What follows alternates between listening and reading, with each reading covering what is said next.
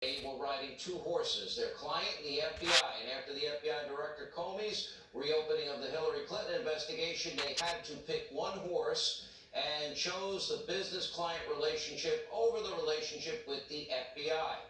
Wow, that's pretty deep. And why aren't we trying to extradite Christopher Steele to the U.S. and wasting time on a guy in the media named Julian Assange?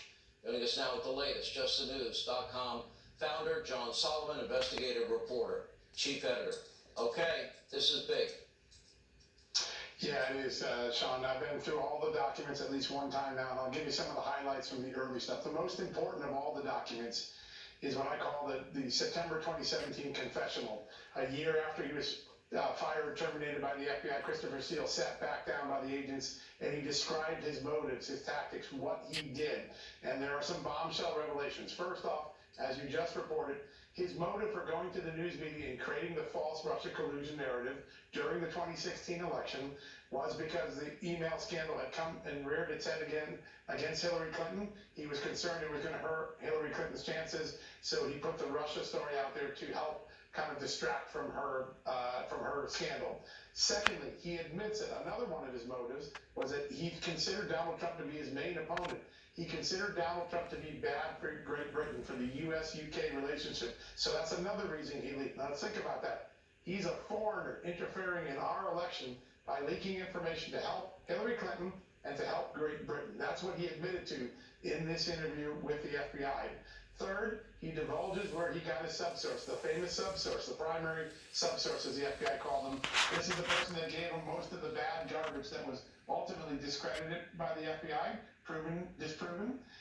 He got a relationship with that subsource from none other than Fiona Hill, the former National Security Counsel for Donald Trump, who became an impeachment witness against Trump in 2019.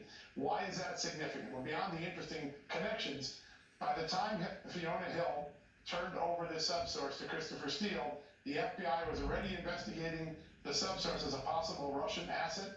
In fact, they were trying to get a FISA warrant on him when he fled the country. They dropped the effort.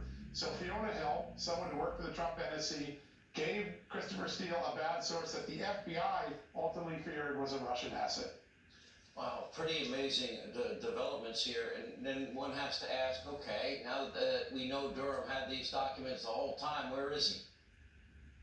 Yeah, I think he's fast at work trying to build the final parts of a criminal case. That's what my source reporting and indicates in talking to defense lawyers and other people. It looks like he is still going forward to build a significant criminal case. Now, let me tell you about something we're going to have in the morning. It's going to take some time to develop it overnight, but I think people will be surprised by this revelation.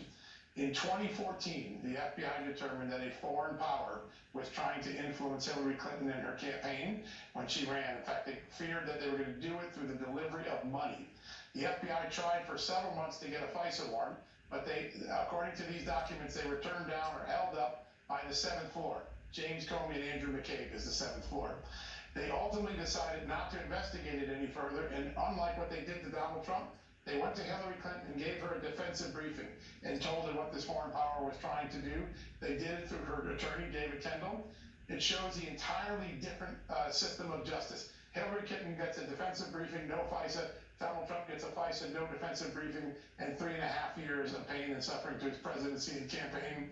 These documents are extraordinary. They were kept from the American public and the Congress, as President Trump said today when he declassified the documents. And this is the tip of the iceberg. We're going to have more with John tomorrow night. John, thank you. That is unbelievable.